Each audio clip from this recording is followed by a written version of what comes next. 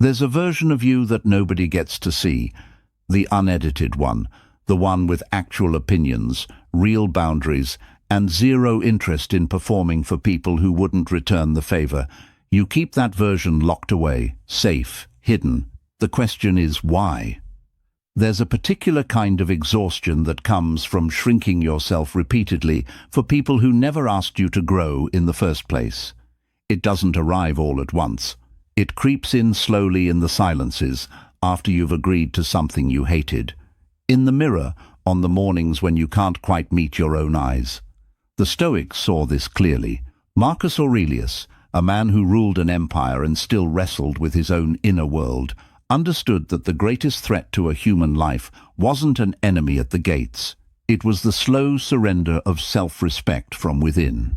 Seneca warned that when you live entirely for others' comfort, you quietly disappear.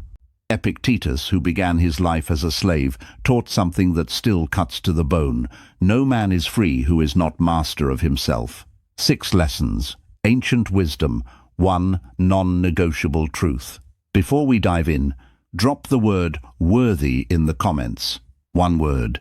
A reminder to yourself that you showed up today for a reason. You were never meant to lower yourself for anyone. And starting right now, you won't. Lesson 1. The first Stoic lesson begins with what sounds like a simple question, but it will change the way you move through every room, every conversation, every relationship you have. What is actually yours to control? Not their opinion of you, not whether they approve of your choices or validate your worth, not whether they stay, whether they understand, or whether they ever come around to seeing you clearly. None of that belongs to you. Epictetus called this the dichotomy of control, the fundamental Stoic distinction between what lies within your power and what lies beyond it. And he was ruthless about it. Everything external, he said, is not up to us. Your reputation, other people's judgments, their emotional reactions, these are not your property, and treating them as though they are is the beginning of every unnecessary suffering you will ever experience. What is yours? Your choices, your values, your effort, your response. When you lower yourself for someone, adjusting your principles, silencing your perspective, shrinking your presence, you are almost always doing it to influence something that was never in your control to begin with. You're trying to manage their feelings, secure their approval, or avoid their disappointment. And in doing so, you hand them the steering wheel of your own self-worth. The Stoics would call this a profound confusion of categories. You've surrendered a real thing, your dignity, in exchange for a phantom thing, someone else's momentary approval. That trade never balances. It never will. Because even when you succeed, even when the approval comes, it arrives already contaminated by the knowledge of what you gave up to get it. Think about the last time you compromised something important about yourself to keep the peace. Maybe you swallowed a perspective you believed in deeply. Maybe you agreed to something that quietly violated your own values. And afterward, even if everything went smoothly, even if they seemed pleased, something inside you felt off. That feeling wasn't guilt. It was your inner compass registering the cost of the trade. Marcus Aurelius called that inner compass the hegemonikon, the ruling faculty of the mind, the part of you that knows without needing to be told when you've betrayed yourself. It doesn't shout. It simply registers the discrepancy between who you are and how you just behaved. Here's the practice. Before you bend, pause. Ask yourself, am I doing this because it aligns with my values, or because I'm afraid of what happens if I don't? That single question asked honestly is enough to stop you from giving away what was never yours to bargain with in the first place. Control what is yours, release what isn't. That's where self-respect begins. Lesson 2.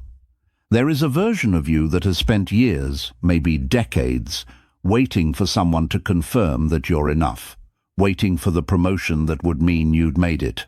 The relationship where you finally feel chosen, the friendship where you feel truly seen.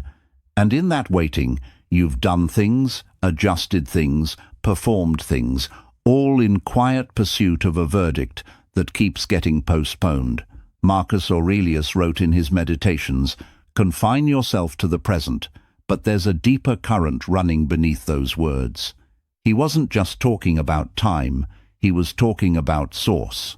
Stop outsourcing the present moment experience of your own worth to a future event or another person's conclusion about you.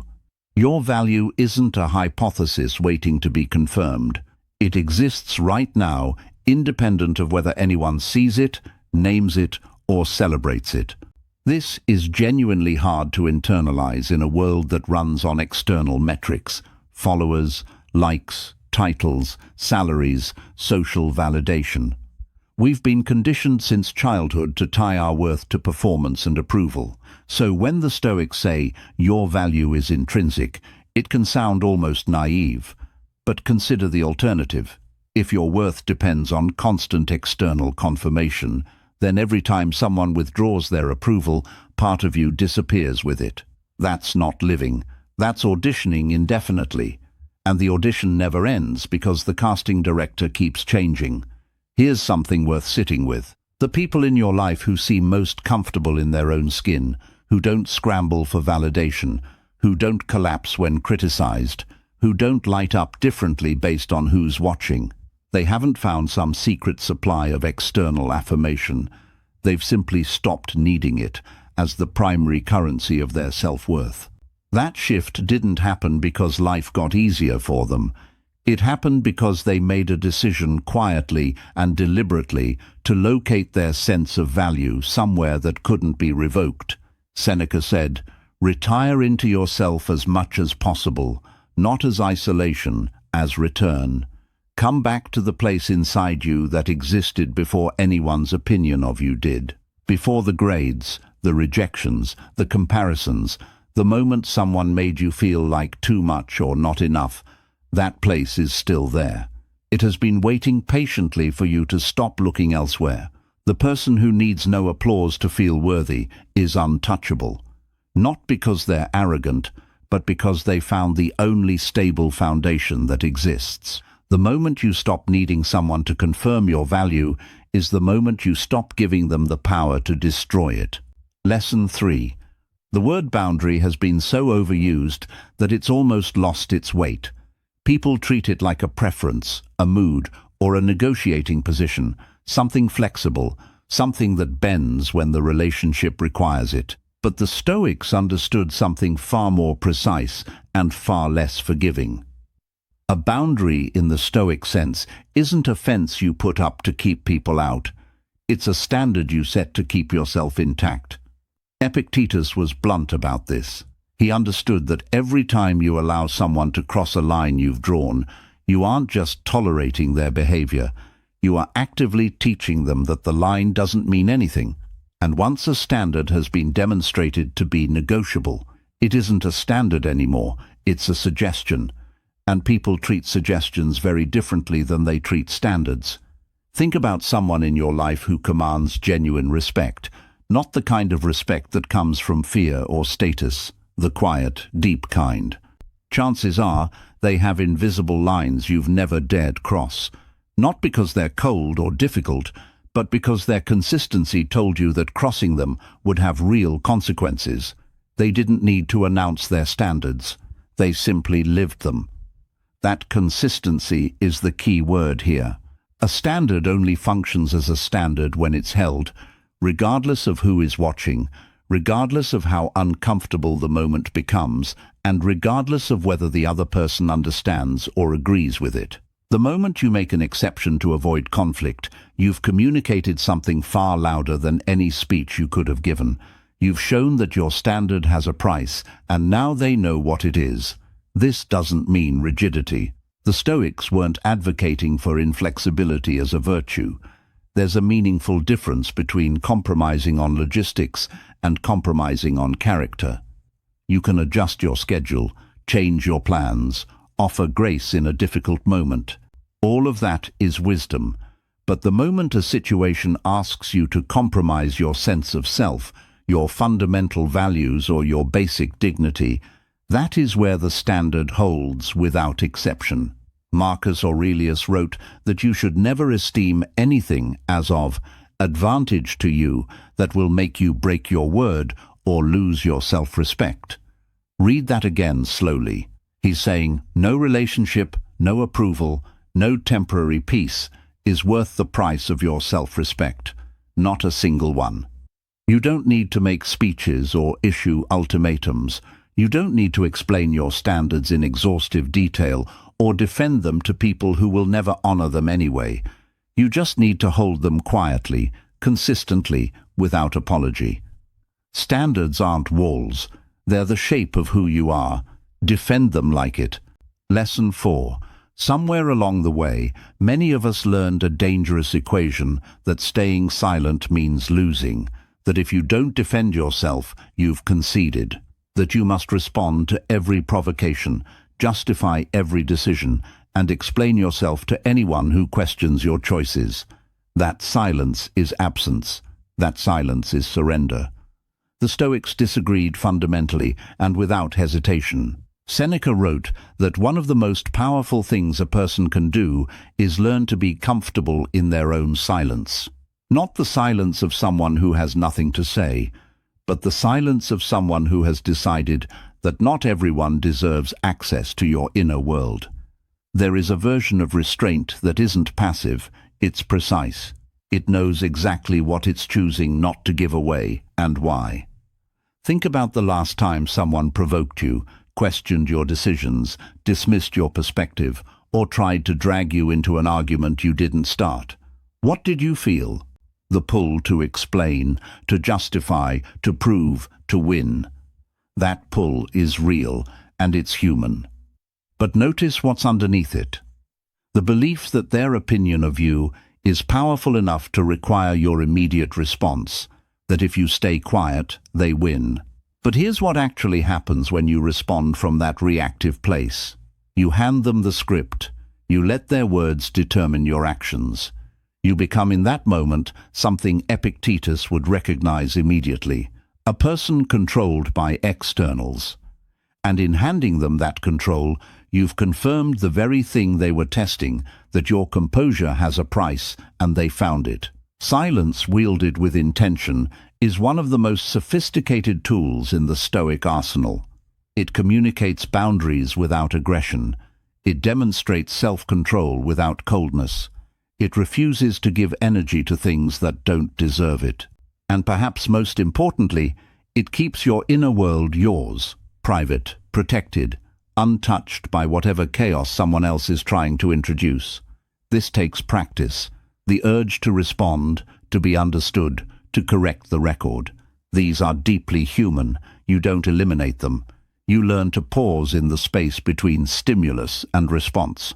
Epictetus called that space freedom, because in that pause you get to choose who you are, rather than simply react to who they think you are. Marcus Aurelius rarely responded to public critics during his reign, not because he was indifferent, but because he understood something essential. A response dignifies the attack. You don't owe anyone a defense of your worth. The most powerful answer you can give to someone who underestimates you is the quiet, steady life you continue to build without their approval. Lesson 5. There is a seductive lie that social life tells you that the more people who accept you, the more valuable you are. That belonging to the largest possible group, being liked by the widest possible audience and causing the least possible friction is the goal. That palatability is the same thing as worth. That being easy to be around is the same thing as being someone worth being around. It isn't. And chasing that lie will cost you something you can't easily get back yourself. Epictetus was almost impatient about this. He wrote that if you want to improve, you must be willing to be thought foolish and stupid by those who are still choosing comfort over growth. The people who never ruffle feathers, who never risk disapproval, who always find a way to be palatable to everyone. They aren't living deeply, they're living widely. And there's a significant difference. Width is volume. Depth is meaning, and a life of volume with no meaning is one of the quietest forms of emptiness there is. Depth requires specificity. It requires knowing what you actually believe, what actually matters to you, and being willing to stand in that truth, even when it alienates people who were never really aligned with you to begin with. This is uncomfortable, genuinely, persistently uncomfortable, because not everyone will understand you. Some people will misread your boundaries as arrogance, your silence as coldness, your standards as rigidity, and the temptation will be to explain yourself, soften your edges, make yourself easier to digest. Resist that temptation. The friendships, the relationships, the opportunities that come from authentic self-expression, they are rare, but they are real. And real is worth more than many, because those connections don't require you to perform. They don't ask you to edit your thinking before you speak or curate your reactions for maximum approval. They simply meet you as you are and find that enough. Here's a reframe that might help you. The goal is not to be liked by everyone. It's to be known fully by a few. When you lower yourself to gain broader acceptance, you don't actually become more connected.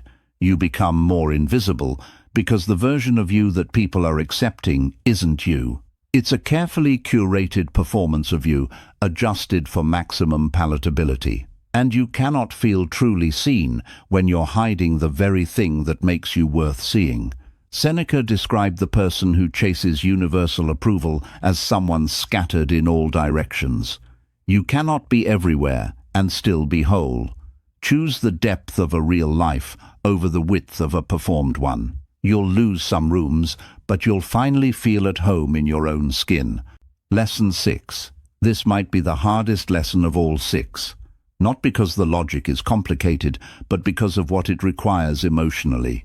Letting go without explanation, leaving without making it a negotiation, walking away from people, situations, and dynamics that consistently ask you to be less than you are, and doing it without the weight of guilt following you out the door.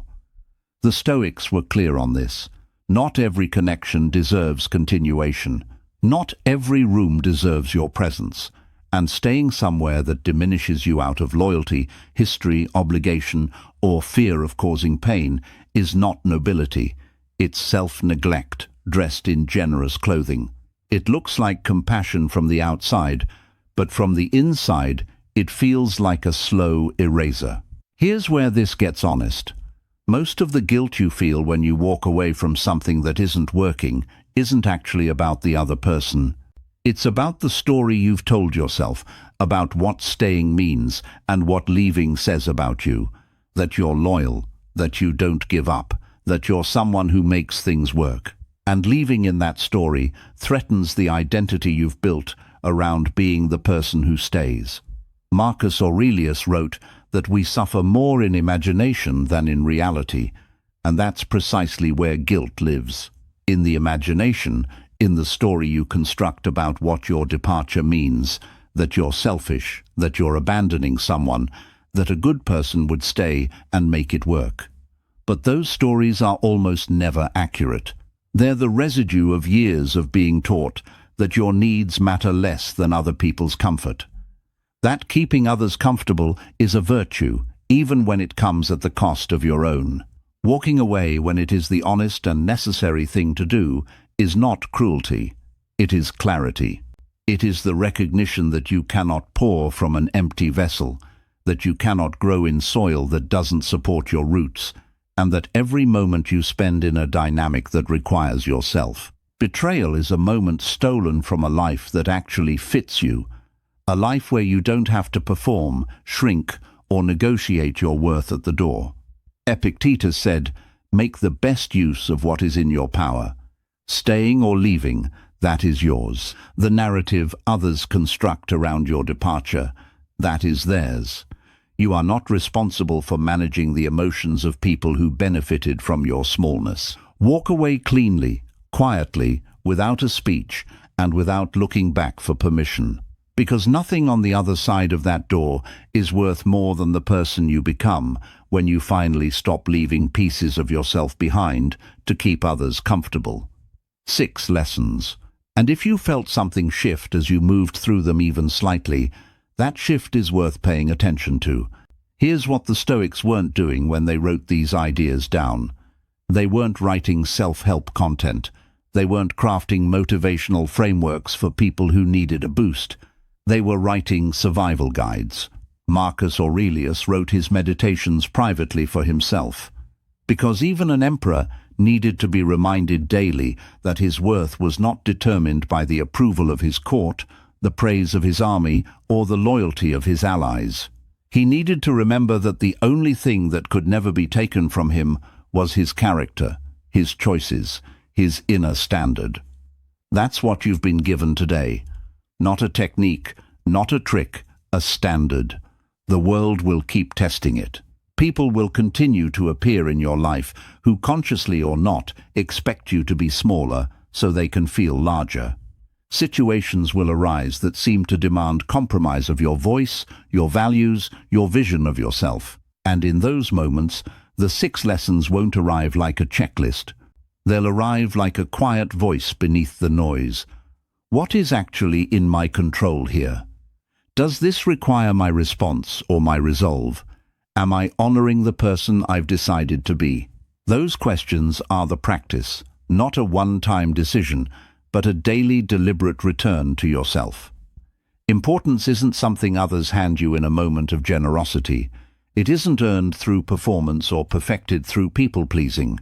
It's something you decide quietly, privately, non-negotiably, and then defend with the consistency of your actions, the integrity of your silence, and the courage to walk away from anything that asks you to forget it. You were never meant to lower yourself for anyone. The Stoics knew it, and now so do you. Don't just watch this, live it. One standard, one boundary, one honest choice at a time. If something in this video cracked something open in you, let it. Drop a comment below. I hold my standard. Say it like you mean it, because you do. And if this is the kind of truth you want more of, subscribe to the Stoic Mode and turn on notifications, because what we're building here is a life that doesn't bend for the wrong reasons. This is just the beginning. Thank you for being here. Walk tall.